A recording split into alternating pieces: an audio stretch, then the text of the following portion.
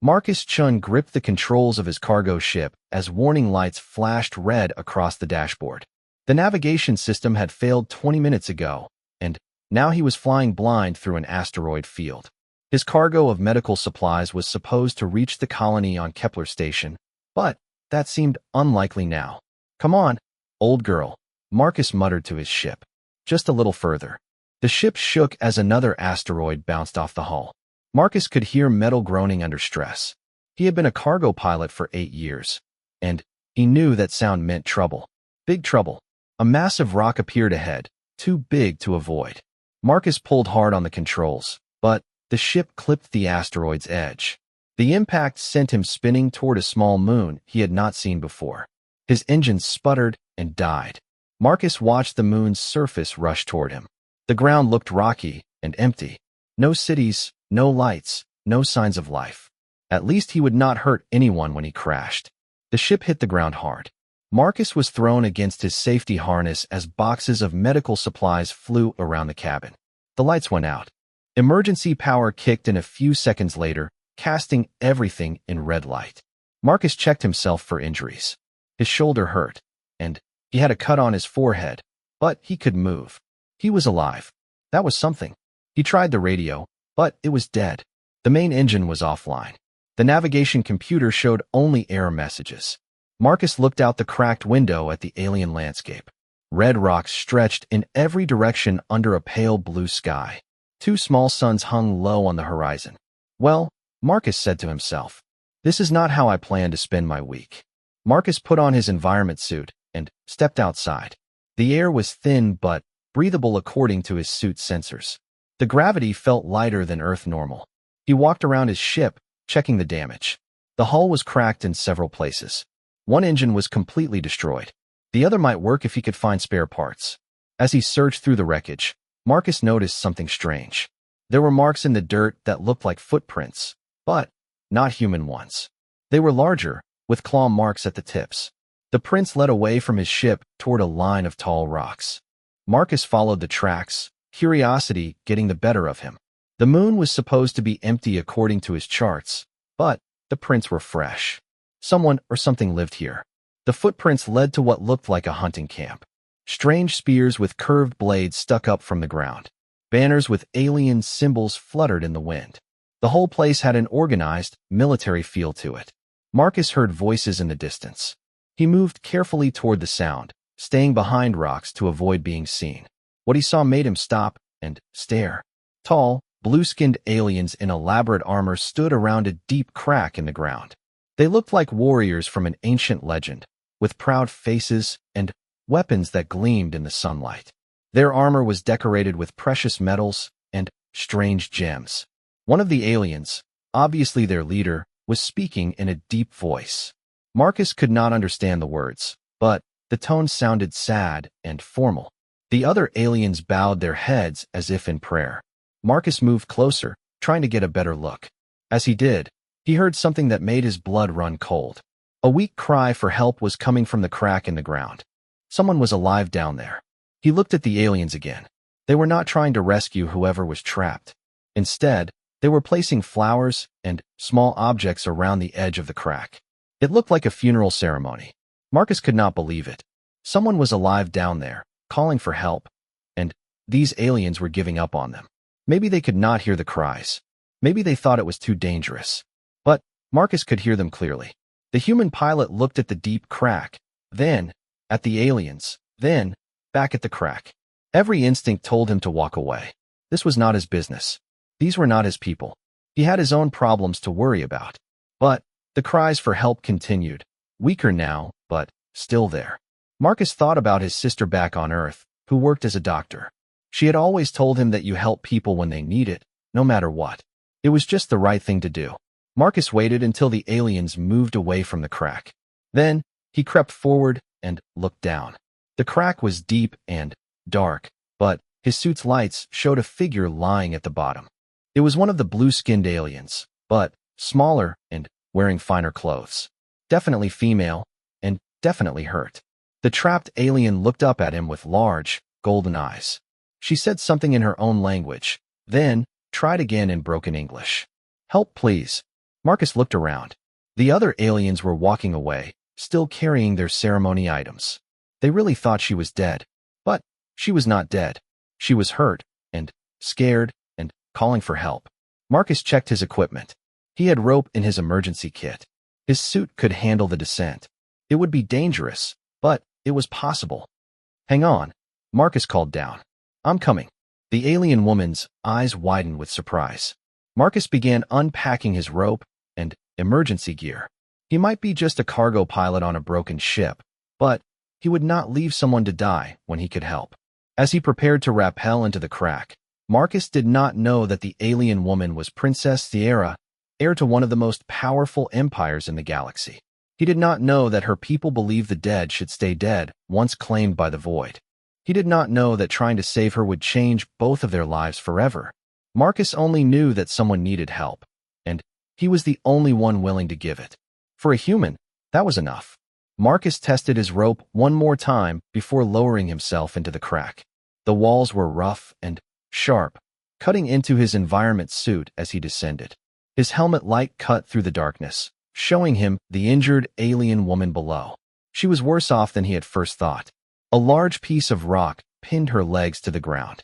Her blue skin had turned pale, almost gray, and she was breathing in short, painful gasps. I'm Marcus, he said as he reached the bottom. Human, from Earth. Can you understand me? Sierra, she whispered. Princess of Vorthak Empire.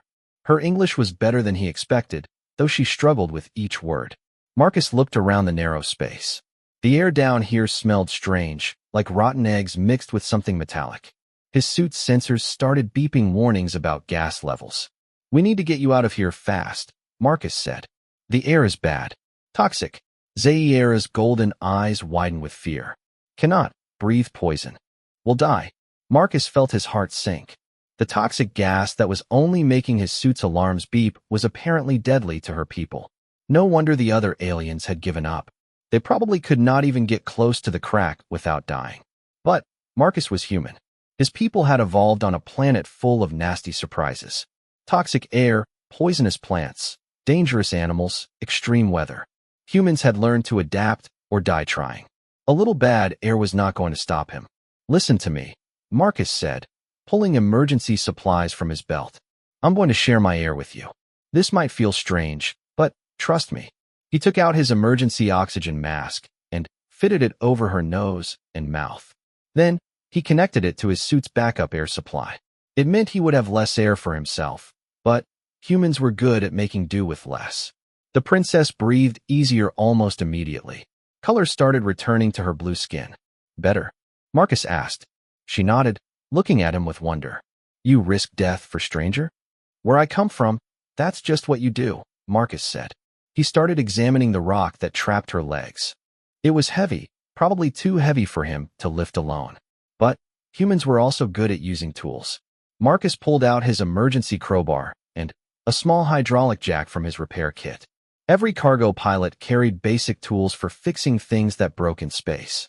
He had never thought he would use them to save an alien princess. This is going to hurt, Marcus warned her. But I need to lift this rock off your legs.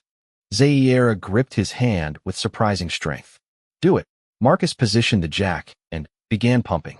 The rock lifted slowly, inch by inch. Sierra bit back, cries of pain as blood flow returned to her crushed legs. When the rock was high enough, Marcus pulled her free. Her legs were badly damaged. One was definitely broken, the other badly bruised and swollen. She would not be walking out of here. How you know to do this? Sierra asked as Marcus splinted her broken leg with pieces from his emergency kit. My sister is a doctor, Marcus said, working quickly. The toxic air was getting thicker. She taught me basic first aid. Always said you never know when you'll need to help someone. As he worked, Marcus noticed something troubling. The walls around them were starting to crack. The gas pressure was building up, making the whole crack unstable. They needed to get out now. Can you hold on to me? Marcus asked. I think so, Sierra said. Her voice was stronger now that she could breathe clean air. Marcus rigged a harness around both of them using his rope and climbing gear. It was not pretty, but it would work. He hoped. When we start moving, keep that oxygen mask on no matter what, Marcus said. If you pass out, I'll still get you up. That's a promise. They started the climb. Marcus pulled them both up the rope, one hand over the other, his feet bracing against the wall. Zaira held tight to him, her weight making every movement a struggle.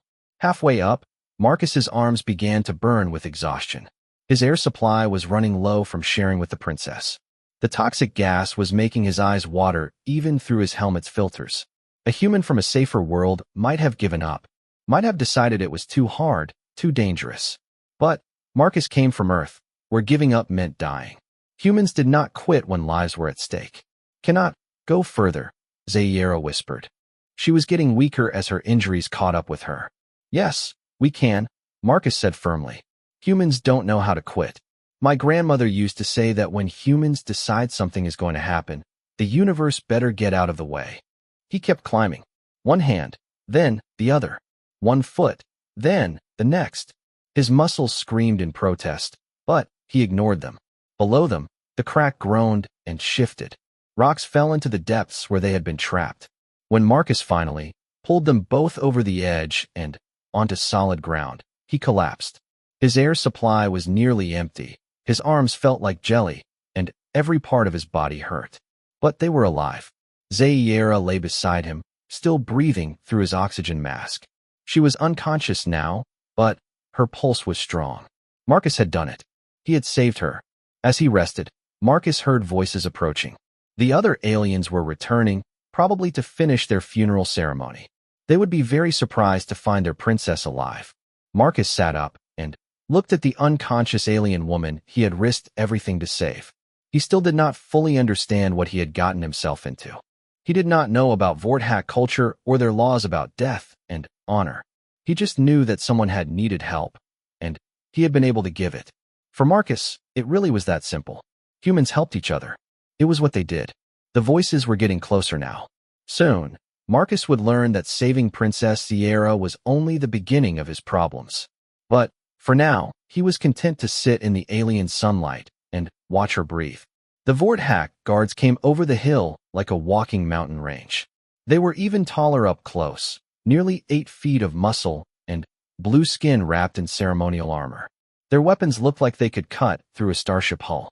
Marcus stayed where he was, kneeling beside the unconscious princess. Running would be pointless. These aliens moved with the grace of trained warriors, and his tired legs would not carry him far. The lead guard stopped when he saw them. His golden eyes went wide with shock. He said something in the Vorthack language that sounded like a curse. The other guards froze behind him, their hands moving to their weapons. She's alive, Marcus said quickly, keeping his hands visible. I got her out of the crack. She needs medical help. The lead guard stared at Princess Sierra for a long moment. Then, he looked at Marcus with an expression that was hard to read. Surprise, anger, and something that might have been fear. The princess was claimed by the Void, the guard said in heavily accented English. She is dead.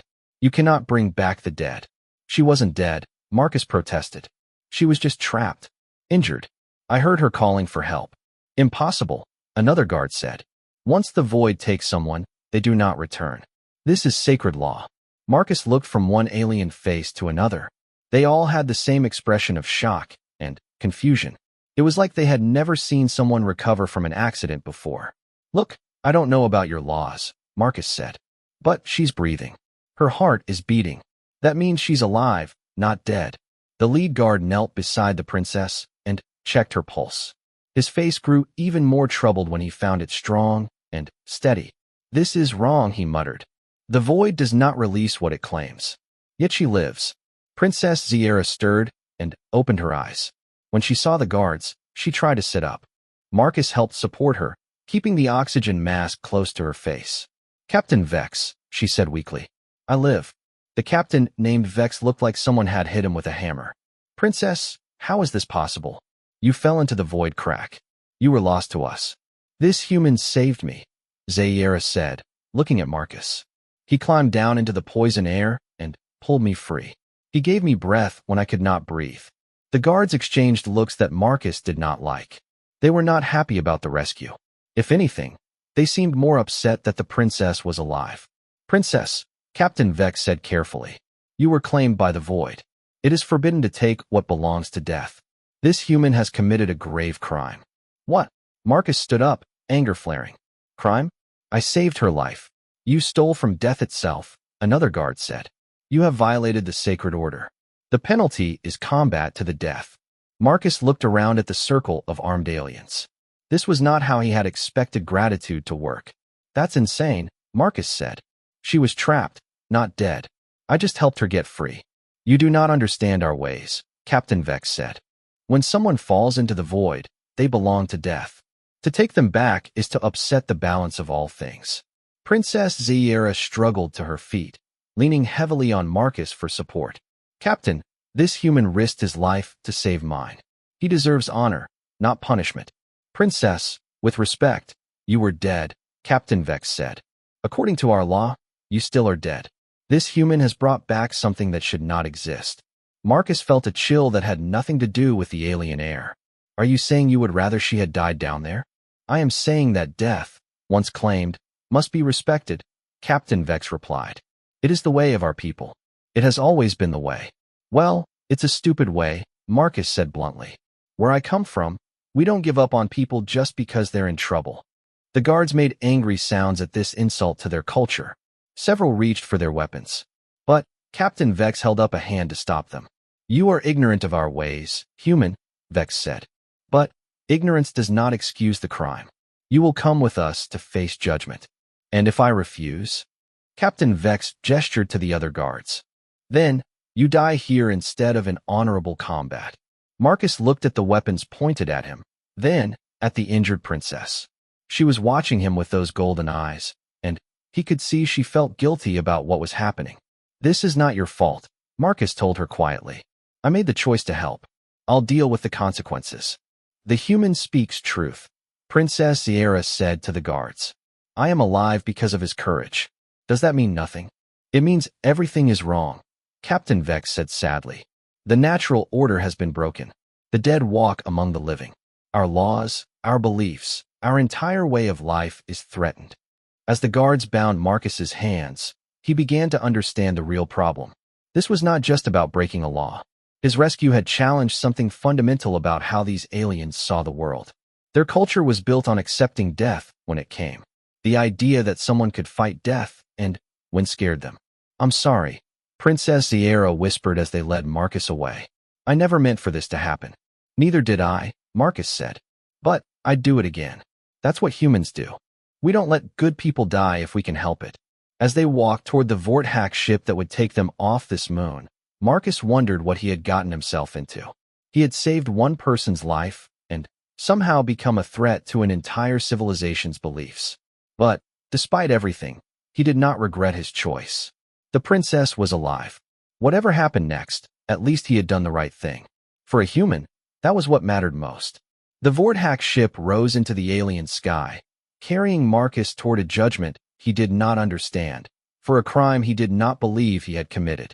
Below them, the crack in the ground where Princess Era should have died grew smaller and smaller until it disappeared. Marcus woke up on a cold stone floor with chains around his wrists. The metal was heavy and alien, covered in symbols that seemed to glow faintly in the dim light. His whole body ached from the journey, though he could not remember much after being drugged on the Vorthack ship. He sat up slowly and looked around. The cell was carved from black stone, with no windows and only a small opening in the door. Everything about it was designed to make him feel small and helpless. But Marcus had grown up in the asteroid mining colonies, where being trapped underground was just another day at work. Dark spaces did not scare him. Neither did chains, really. Humans had been escaping from prisons since they invented locks. The sound of marching feet echoed in the corridor outside. Marcus stood up as his cell door opened with a grinding noise. Captain Vex entered, followed by 4 other guards. It is time, Vex said. The royal court waits for you. They led Marcus through corridors that seemed designed by someone who wanted to impress visitors to death. The ceilings stretched up into darkness, held up by massive pillars covered in carvings of Vorthack warriors. Banners hung from the walls, showing the symbols of noble houses and military victories. The throne room was even more overwhelming.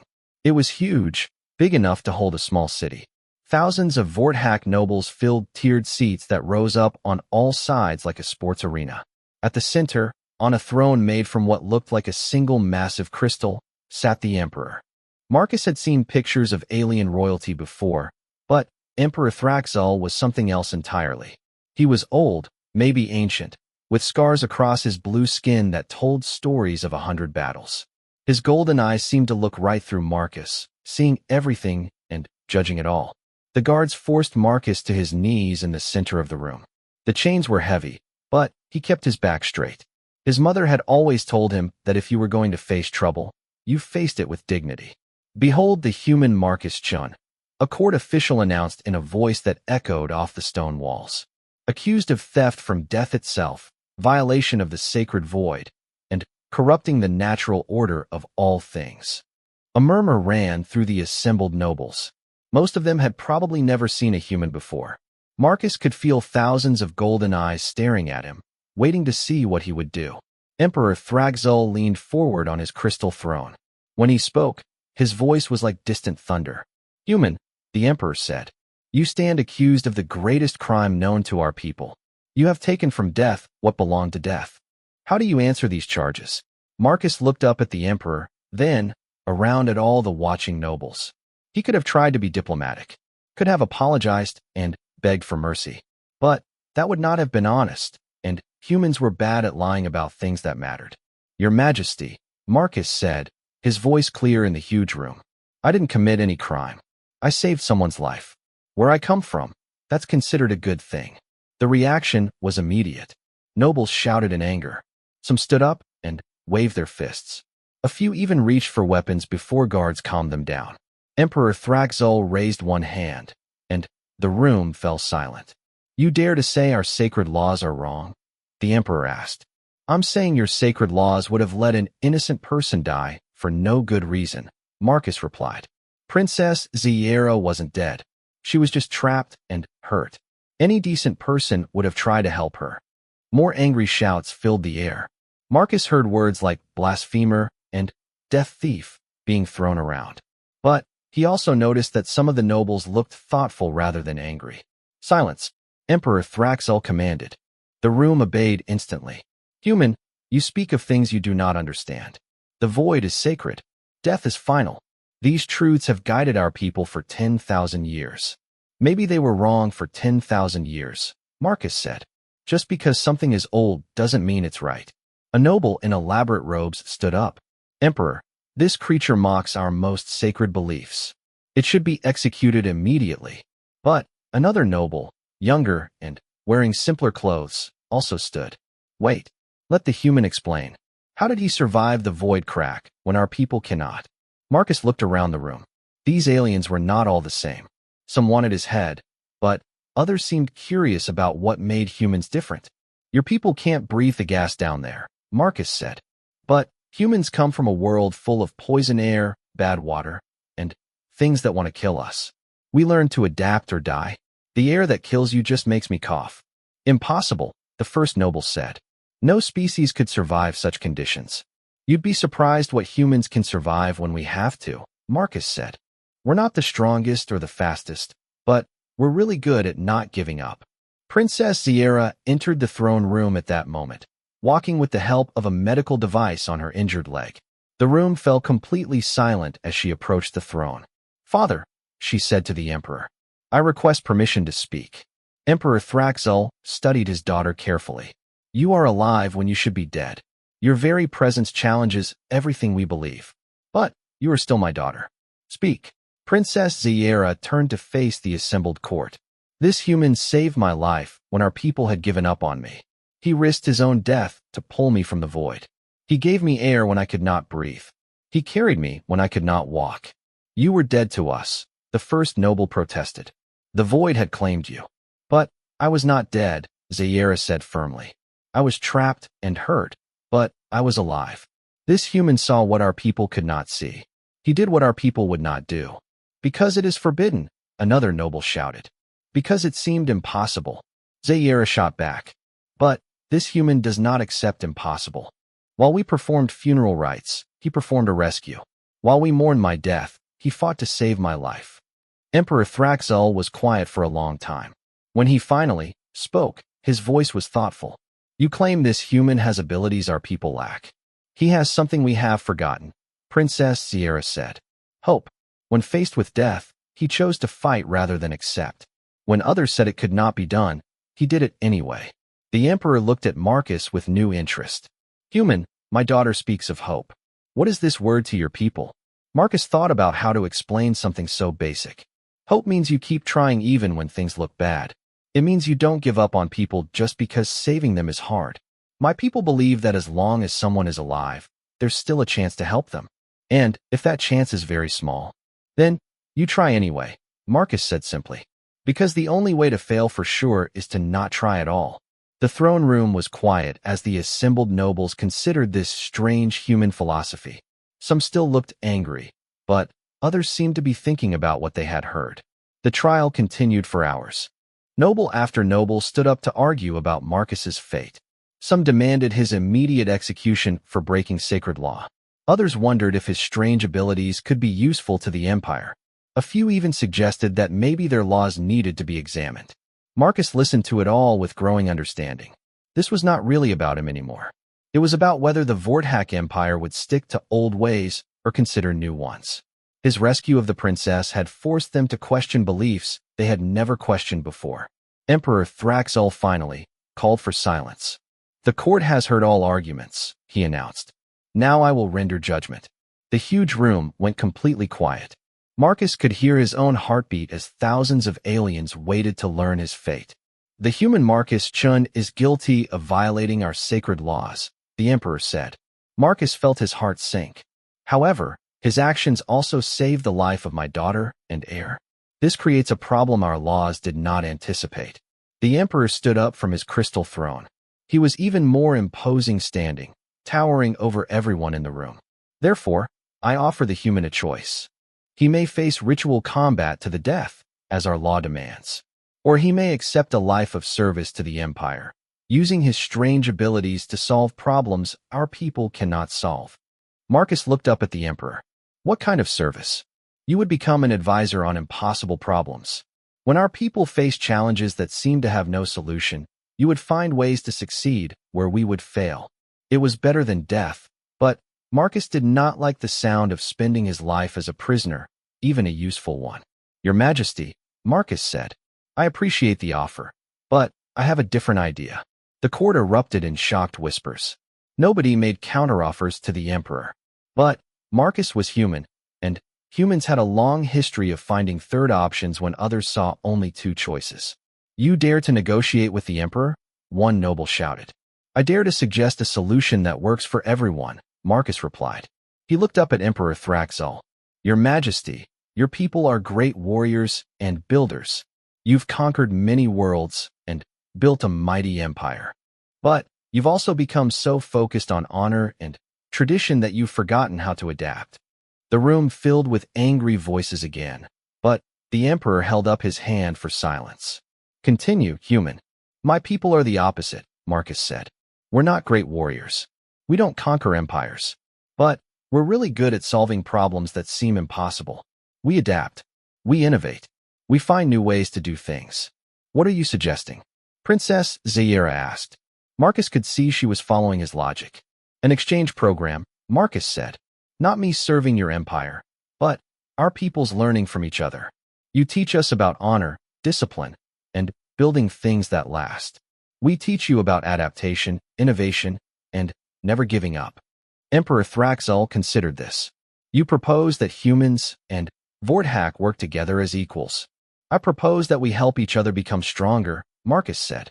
Your empire is mighty, but it's also rigid. One day you'll face a problem that can't be solved with traditional methods. When that happens, you'll need people who think differently. And what do humans gain from this arrangement? Marcus smiled. We get to learn from a civilization that has survived for thousands of years. We get to see how you build things that last, how you organize societies, how you maintain honor and dignity. Those are things humans struggle with sometimes. The Emperor was quiet for a long time. Around the room, nobles whispered among themselves. Some still looked angry, but others seemed intrigued by the possibility. This human proposes to change the fundamental nature of our empire, one elderly noble said. It is dangerous. Staying the same forever is also dangerous, a younger noble replied. Perhaps it is time to consider new ways. Princess Zayera stepped forward. Father, during my time trapped in the void, I had visions. I saw our empire not as conquerors, but as teachers and learners. I saw us growing stronger not through force alone, but through wisdom shared with others. You believe these visions came from the void itself? Emperor Thraxel asked. I believe they came from nearly dying and being saved by someone who refused to accept that death was final, Zayera said. This human showed me that sometimes the greatest honor comes from breaking rules for the right reasons. The emperor looked at Marcus for a long moment. Then, he looked at his daughter, alive when she should have been dead. Finally, he looked out at his court, full of nobles who were arguing about change versus tradition. Very well, Emperor Thraxel said. I accept your proposal, human, but with conditions. What conditions? Marcus asked. You will return to your people and propose this exchange. If they agree, you will return here as the first human ambassador to our empire. You will help us understand your ways, and we will teach you ours. If the arrangement fails, the old judgment stands. Marcus felt relief wash over him. It was not perfect, but it was a chance for both species to grow. I accept, Your Majesty. 3 months later, Marcus stood in the same throne room, but everything was different. The chains were gone. Instead of prisoner clothes, he wore the simple but dignified robes of a cultural ambassador. Around him, the first group of human students and Vorthack students prepared to begin their exchange program. Emperor Thraxel had kept his word. Marcus's ship had been repaired with Vorthack technology and returned to him. He had gone back to Earth, presented the proposal to the Colonial Council, and convinced them to try this unprecedented cooperation. Princess Zayera approached him as the ceremony ended. She walked without assistance now, her injuries completely healed. Do you think this will work? She asked. Marcus watched as young humans and Vorthack tried to communicate with each other, using translators and hand gestures and lots of patience. It was messy and awkward and sometimes frustrating. But both sides kept trying. I think it's like rescuing someone from a crack in the ground, Marcus said. It might seem impossible at first, but if you don't give up, if you keep looking for solutions, you usually find a way. Princess Zayera smiled. My people are learning that impossible is just another word for difficult. And my people are learning that some things are worth preserving even when they're old, Marcus replied. Through the great windows of the throne room, Marcus could see human and Vorthack ships working together in orbit, sharing technology and knowledge. It was the beginning of something new, something that neither species could have achieved alone. The human had saved one alien princess from death. In doing so, he had taught an entire empire that sometimes the most important laws were the ones that said never give up on life, never stop trying to help others, and never accept that impossible means forever. For Marcus, that seemed like a pretty good day's work.